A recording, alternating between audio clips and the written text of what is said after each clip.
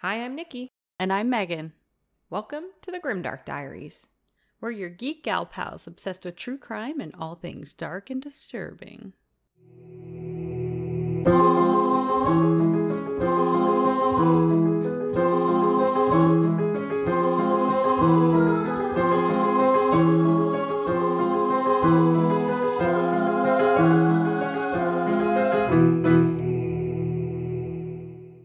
Hi, hello, everybody. Megan, I have a question for you. I need your opinion. Okay, shoot. How early is too early to buy Halloween decorations? I feel like now is fine. I mean, I feel like late August is harvest time. We're in pre-Halloween right now. Yeah, we are. But there's not really anything between now and then. No. Labor Day weekend, but, you know. Yeah, there's no celebrating holidays. No, I think right? Now is fine. And I absolutely approve of you putting them up already. No, I'm not putting them up. Oh, okay. Oh, I'm not that wild. I mean, I do have skulls in my house, but I just enjoy the aesthetic of a skull. Right. But I purchased some Halloween decorations today. I feel like that's fine if you're not putting them up right away. No, I'd be October even okay 1st. If you were. Like midnight on October 1st. Yeah, then it's fair game to put them up. True. I need to assert my dominance in this new neighborhood that we are a Halloween family. There will be no Christmas decorations outside, but we're going to be wildin' with Halloween decorations. Even at Christmas time? Maybe. I'll get Jack Skellington up in here. Yes, please do. I'm all over that. I love Nightmare Before Christmas. Yeah. I want to buy one of those projectors that you put inside the house that goes on the windows. Ooh. So it looks like there's like creepy things inside the house. I love those. It's so cool. Yeah, I was looking online and they look kind of expensive. So if somebody knows one that's less expensive, please tell me. Yeah, at Nikki. Yeah, please let me know. I don't know things about technology. It escapes me. So I just Googled Halloween window projector. So they're made specifically for that. So they're like, it's $400. And I'm like, I think I can just buy like a projector. Yeah. I'm pretty sure you can. And those are usually pretty inexpensive. I mean, it's a fair cost, maybe $100 or $200. But I remember. Yeah, I saw some for like $100. Yeah, I don't think it's that expensive. But then I don't know how you would get the stuff you need to do the animations that you want to have on your windows. You can just get it online. Well, then do that. What are you complaining about? Well, I need to find a projector. I don't know anything about projectors. Oh, okay. I feel like, you could just Google. You know how I work on the internet. That's true. That's fair. I'll help you. Thank you. Please. Yeah, no problem. I was looking up Halloween decorations today, and then I texted my mother to go pick me one up because I wanted something, and it was only in stock in the store where she lives and not where I live. That seems a little backwards. Right? I know. It was the only place that they had them, but it was a robotic crow in a cage. But it doesn't look robotic, so its eyes glow red and it caws and its wings flap in like this cage, and it's very spooky. Oh, that's so cool though. Right? And I wanted it. And then I bought another one today because then I was online looking at Halloween decorations. So I bought one because there was only one in stock here, and I just picked it up, and it's, I know I said I wouldn't buy a Ouija board and bring it into this house, but I've already broken that. I've already bought a Ouija board and brought it into this house. Well, this one is a decorative Ouija board, and it has electronics and stuff in it. So when you turn it on, it's motion and sound activated. So if you walk by it or speak to it, the planchette starts moving on the board. Oh, that's so creepy. And sounds come out of it, and red lights glow in it. Okay, that's really cool though. Right? I feel like that is added to the aesthetic of creepy Halloween decorations. Yeah, except now my husband is like, we're going to wake up. He's like, we're going to hear that one night in the middle of the night. And then we're going to have to go downstairs and see why it's going, what's setting it off. And the planchette's just going to be spelling out something absolutely terrifying. And he's not wrong, because it started going off today and there's no batteries in it. What? Well, you know how some electronics, they come with that little tester button? Oh, the tester button. Yes. Yeah. So I was pressing that to test it, and I was like, sweet. But like when I was pressing it, it was just like basically making one noise just to kind of show you where the lights were, and then it made a noise. And we were like, awesome. And it would only work when I held in the button, because that's how those tester Right. buttons work. Exactly. So then my husband grabs it and he holds the button and it starts making different noises and doing different stuff. And we were like, oh, cool. It does more than one thing. And then he let go of the button and that was fine. And then it just started going again. No, We're did not not. holding the button. So it's like cackling at us and the planchette was like moving in circles on the board. And we were like, oh, that's Yes, probably not the a great demon sign is right like, off the bat. suckers. Yeah. Cool. Let me know how that goes. And Yeah, so I've sleep already with started one eye Halloween in open. August. You know what? I'm down with that. I love Halloween. I can't Oh. wait for your Halloween party. Yeah, it's going to be wild as always. You better start preparing your costume. Listen, because I already know what you know the rules. I'm gonna be because we already talked about. Oh, yeah, you're going to be Anne of Green That's Gables. right. And I will tell you right now that I have a little bit of freckles on my nose. Oh, and there you I go. definitely asked for it. And I actually kind of like it. It's kind of cute. Yeah, freckles. They're very cute. I highly recommend them. Mm-hmm. They are cute. Don't think about them as sun damage. Just think about them as cute aesthetics for your face. No, I mean, mine aren't sun damaged. They're always there. Yeah. Well, let's just hope that that's what that is then. Not sun damage. I've always had mine. My mother's a ginger. I cannot help it. Yeah, that's totally fair. All right. Well, if you remember, I rolled last week and got the category for I seem to have caught affluenza. That was a fun story to research this time around. Yeah, so with that, I will dive right in. This story is going to be about a man named Cameron Terrell. He was actually a teenager, so 18 years old and just turned a man, I suppose. He was a white, blue-eyed teenager who lived in Palos Verdes Estates, which is in California, Los Angeles. It's a affluent, predominantly white and wealthy neighborhood. He was the son of a South Bay interior designer, who is his mother, and a president of a media consulting firm called New and Improved Media, which is based in El Segundo, California, which is his father. The family loved vacationing in Mexico, and of course, all of the finer things in life. It would be in the morning of October 1st, 2017, when he would get behind the wheel of a black Mercedes-Benz, which was registered to his father, Donald Wayne Terrell, with two juveniles who were armed. They drove down to Western and 78th Street in South Los Angeles towards three males who were walking down the street together. The juveniles got out of their car and walked up to these men and asked them where they were from and what gang affiliation they were with. At 11:25 a.m., one of the juveniles then promptly shot at the men walking down the street multiple times. Whoa. Yeah, big escalation. Two of the men were able to escape by running away, but African-American Justin Alongino Holmes wouldn't be so lucky. He said he wasn't affiliated with any gang. In fact, he spent his days working for U-Haul and had his weekends for free, and this weekend he happened to be off and hanging out with his friends. But that didn't matter. He was shot anyway. He was shot in the back and died later at the hospital.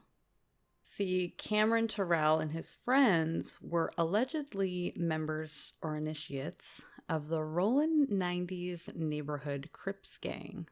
Did you say Rollin'? Rollin'. Mm-hmm. Like the Limp Bizkit song? Rollin'. Like the Limp Bizkit song. Yeah, exactly.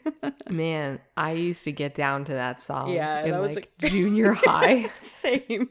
Although I think I was in high school, but yeah, it's a great tune. I think I played that on Beat Saber. Really? When my homeboy Ty was here. Yeah, we played a Limp Bizkit song. I'm pretty sure it was that one. Oh, that's awesome. I played Beat Saber, but there were songs that I didn't recognize when I played it at my brother's. Yeah, I didn't know there were actual songs. Oh, yeah, the way it works, if you do it legitimately through the App Store, I think you purchase like song packs. That's what Ty did anyway. Okay. So it was like a mix of different songs. So there was like a Limp Bizkit song, a Pussycat Dolls song, a Black Eyed Peas song, and some more songs. Okay, that's cool. Well, it's Yeah. kind of, and then I think you can purchase CDs too by other bands. Okay, that's very cool. I didn't know that. And there's probably more songs that get added all the time. Yeah, you can also just get ones off the internet that people made, but Right. you didn't hear that from me. You just heard that. You don't know that for sure, though. Yeah, I heard. I think the one that I I played saw it. At my brother's, they probably just had the basic whatever songs. Yeah, I think come it with comes the with some game. basic that are like instrumentally. Yes, it's exactly what it was. I mean, they're like kind of EDM-ish, which is what I love to listen to. So it's Really? yeah, I love EDM. I didn't know that about you. Really? Okay. Wow, I learned something new. Yeah, that's like my favorite. That's usually what I have on in my car when I'm driving. Interesting. Yeah. Wow, we all learned something today. We're growing. We're growing as people and friends. Yeah. So this gang is a predominantly black South Los Angeles gang, but they are located in a predominantly white and Asian community, about 95% of its residents. And the area that Cameron drove to with the two juveniles was gang-affiliated rival territory. Cameron was allegedly super interested in gangs and their culture, so he decided to start hanging around them. He even bought a book to read that would help him understand them better. I feel like that's not what you do. You want to be in a gang. I don't know. I feel like you don't buy a book. It's so Was it interesting. like Gangs for Dummies? Yeah, it's kind of, I mean, I don't know the name of it, but that's kind And of who what wrote this his- book? I don't know, honestly. Like, I mean, people are interested in that kind of stuff where they talk Oh, about was it gang more culture. like an educational book? Yes, I think Oh, so. okay. I thought you Yeah. meant it was a book of like, this is what you do to No. get in a gang. I mean, it could have been. I don't know. It didn't reference the name of the book. So, Gangs for Dummies. Who knows?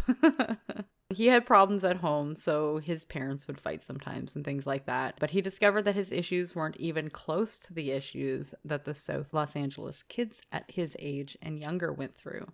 He was so dedicated to this particular gang, he even got a W tattooed on him, which apparently represents the Rollin' 90s neighborhood Crips. What? Which I looked up, and I believe it actually stands for or means Western or West.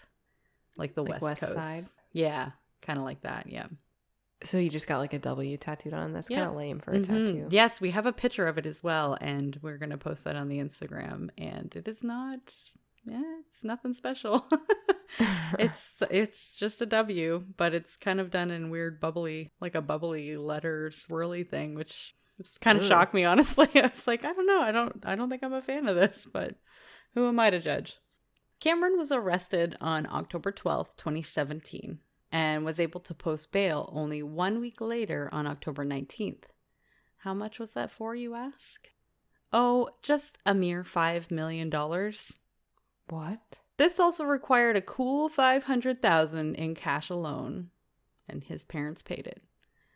Once the news broke about this $5 million in bail being paid, there would be serious backlash from the locals and even across the country. Cameron was charged with 1 count of murder and 2 counts of attempted murder, which was premeditated, as well as enhancement allegations for the fatal shooting of Justin Holmes. His arraignment was scheduled for November 29th at the Los Angeles Superior Courts. The 2 African-American juveniles that were with Cameron were only 16 and 17 years old at the time, and they were both charged with the same charges as Cameron, 1 count of murder and 2 counts of attempted murder. They were put in jail and were held without bail, which apparently is normal for minor defendants who are arrested and jailed. Once Cameron was out of jail only a few days later, he was seen attending a Dodgers baseball World Series game at the Dodger Stadium in Los Angeles with his parents. Oh, must be nice. Talk about affluenza. Even worse, after he was released on bail, he was allowed to go back to Palos Verdes High School, but that didn't last long. Parents from the area protested that they didn't want to have a student who had been arrested and was awaiting court dates for the murder of a man to be at the same school as their children. Safety was paramount for these students and was the school's first priority. Some parents grouped together and wrote a letter that would be later sent to the school board. It said, quote, "At worst, most law enforcement officers would say that allowing an 18-year-old gang member suspected of a felony to attend a high school presents a clear and present danger to other students." End quote. The father of one of the juveniles in jail, Lawrence Bowie Sr., spoke out about this, saying that his son was going through hell in the juvenile system. He had just turned 17 years old. His name is obviously not released because he's a juvenile, but his father did come out to talk to the media.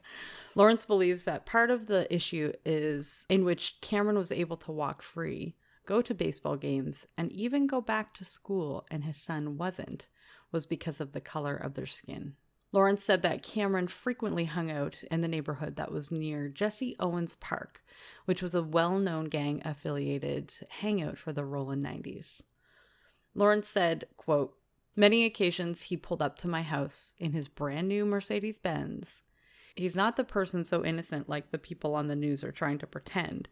He was down here, he was involved, and he was out here with the same kids that's in this community. He didn't just pop up this one time only. Didn't nobody force him," end quote.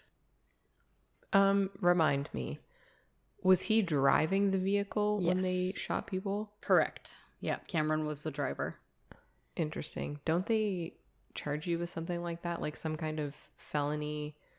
I don't know the American justice system, but shouldn't you be charged with something and the car? Like you used the car in the commission of a felony? And then don't they usually take your license away or something? So back then, and I don't know what it is now, and obviously it's going to be different in every county, every state will have their own laws. But in this particular case, he was actually charged with the murder. I heard that, but he didn't also get some kind of... No. Because he was the driver, use of a... Because then that way they can take away your license. No, but shortly after this, they did go... somebody put something into the courts, like a bill into the courts to try to pass a law that the person who murdered would be the only person who was charged with the murder. So anybody that's affiliated would get like accessory to the murder, but the person who has actually done the murder would be the only one charged with murder. Yeah. So this case prompted a bill to be passed. I don't know if, actually I didn't look to see if it was passed or not, but I know that the bill was put in that this would be any charges going forward would be murder charge would only go on the person who was actually being charged with doing the actual act of the murder. I feel like that is fair. Yeah, I agree. Not saying that it's all the time. Mm-hmm. It's just the one person doing it, because this obviously all three of them were prowling to do a murder. But I feel like in other cases you might not know that somebody was going to do something. Yeah, exactly. Well, and you'll hear later in the story that is his defense. His defense is basically he didn't have any knowledge that they were going to kill anybody that day. So it's kind of one of these things that you'll see what happens. Okay. A former gang member who simply went by the name Nutt and was now N-U-T-T, Nutt.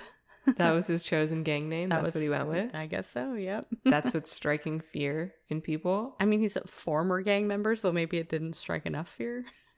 Clearly not. I don't know. I don't think Nutt is going to do it. So he's actually now a youth counselor at the Jesse Owens Park, and he worked with Resilient Leadership Educational Development Program. He said to the LA Sentinel that Cameron, quote, "was down here all the time hanging with these kids. The streets are hard out here. Now the pressure is on. You flee back to Palos Verdes, to a safe haven that you know," end quote. He said that everyone that is in a vehicle that is connected to a gang-related murder would be charged, and none of them would receive bail. So it was unusual that Cameron received bail at all, even if it was set to $5 million. Nutt said, quote, "When people are involved in gang crimes, everybody in that car goes to jail. There's no bail for nobody in that car. So how that was arranged to be has to be white privilege," end quote. A civil rights and criminal defense attorney named Nana Gyamfi said, quote, "The fact that Terrell is out on bail demonstrates that the standards for bail in Los Angeles County are not whether a person is a danger to society or if they have the ability to flee, but rather about their financial status. The rich get out, the rest of us get caged," end quote. On November 29th, 2017, during his hearing, Cameron Terrell denied all charges and pleaded not guilty to murder and 2 counts of premeditated attempted murder. During the trial, it was clear that the prosecutors wanted to pin this murder on him, even though he was found to be the getaway driver.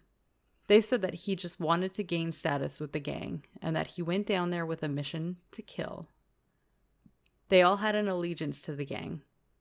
During the opening statements at the beginning of the trial, Deputy District Attorney Adan Montalban spoke to the jury and said, quote, "They came in the middle of the day to kill somebody, and they didn't care.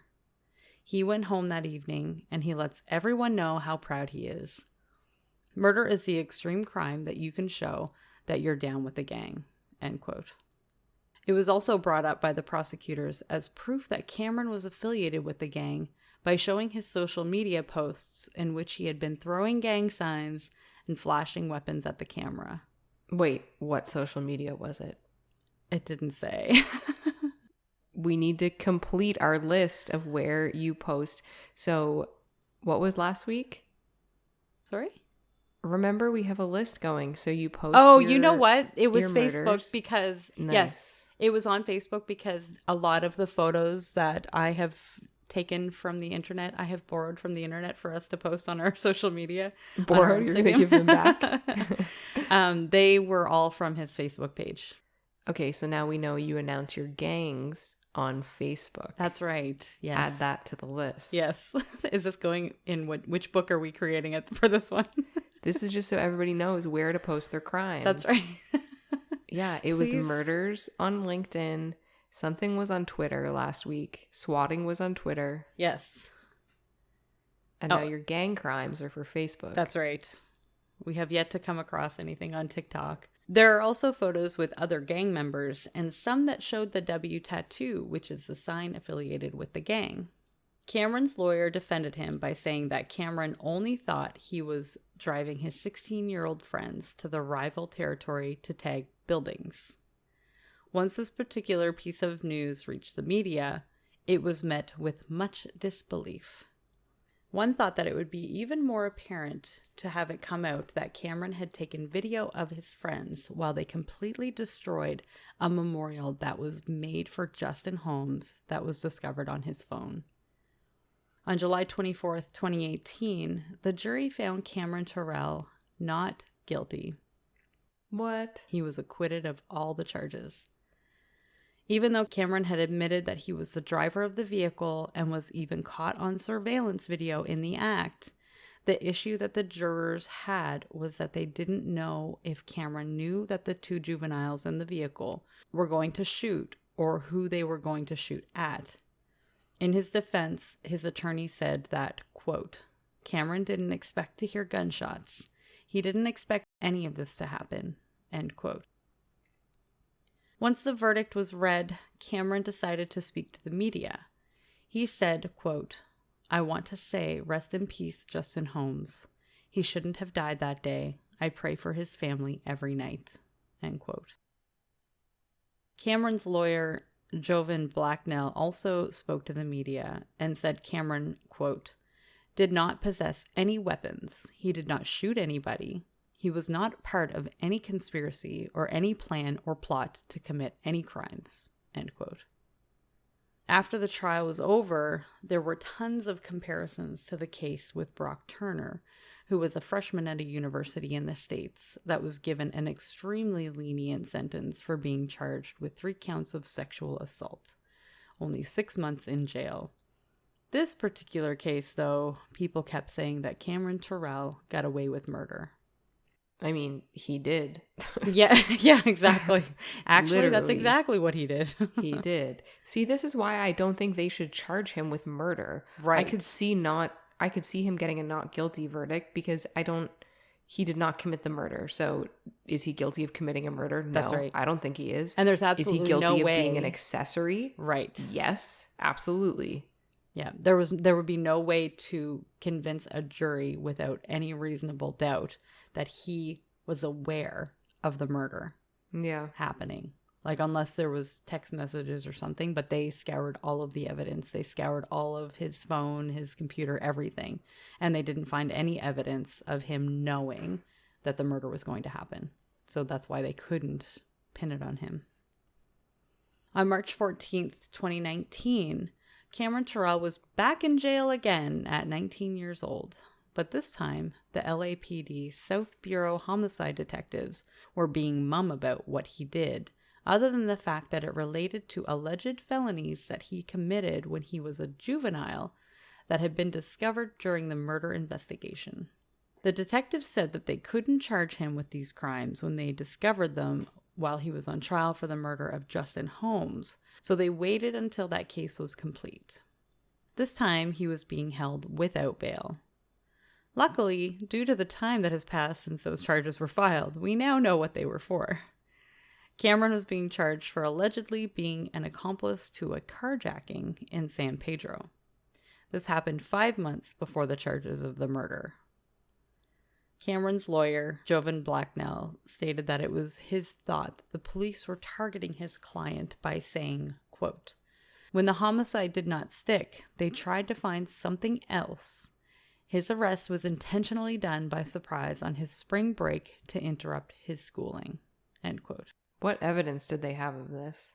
Well, they had all the evidence came from like searching his room and his phone and his laptops and stuff like that. So during the investigation, while they were trying to find evidence for the murder, they found more evidence of him actually being an accomplice to the carjacking.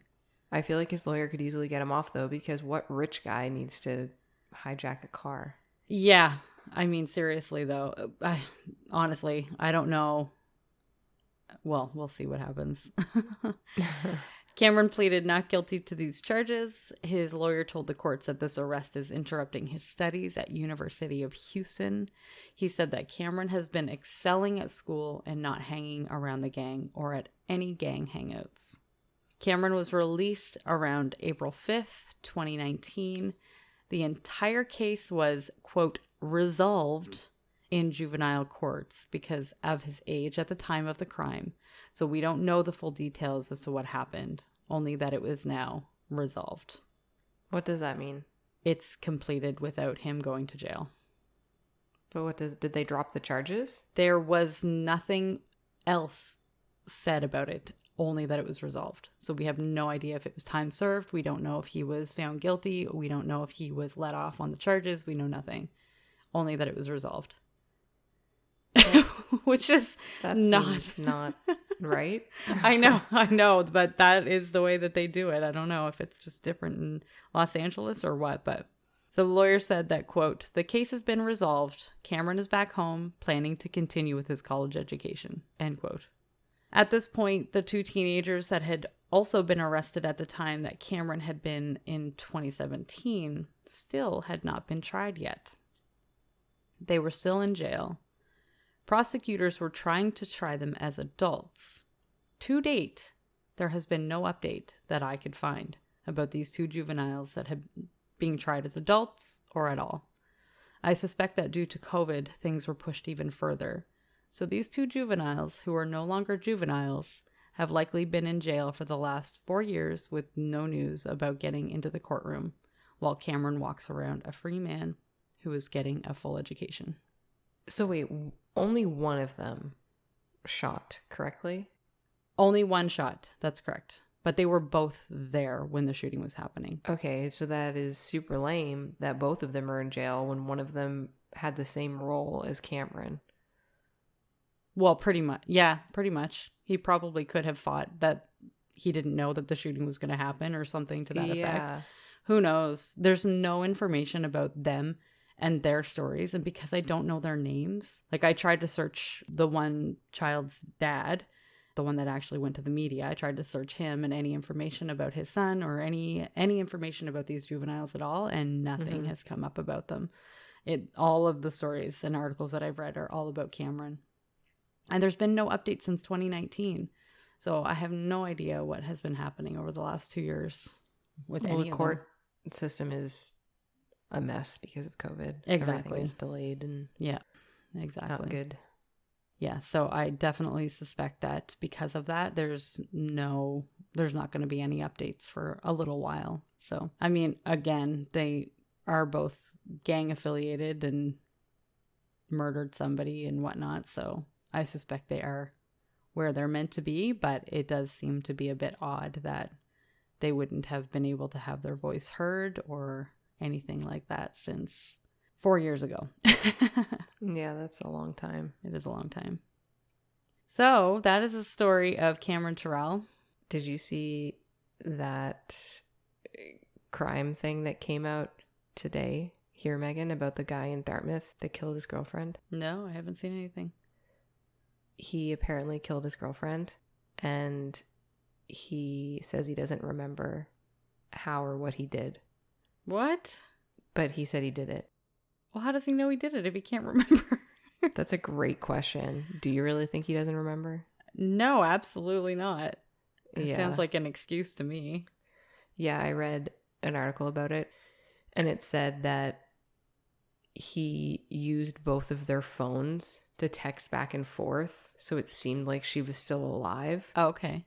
But then when officers investigated, they could see that they were in the same apartment. Like, the phones were in the same apartment. Really? So it was one of those, like, I don't know what he texted between them, but like, oh, are you leaving me kind of thing? Like, to make it seem like she ran away or something, or she was leaving him, or I don't know, something like that. So then they were like, these phones were literally in the same apartment when that was happening. So that's a lie.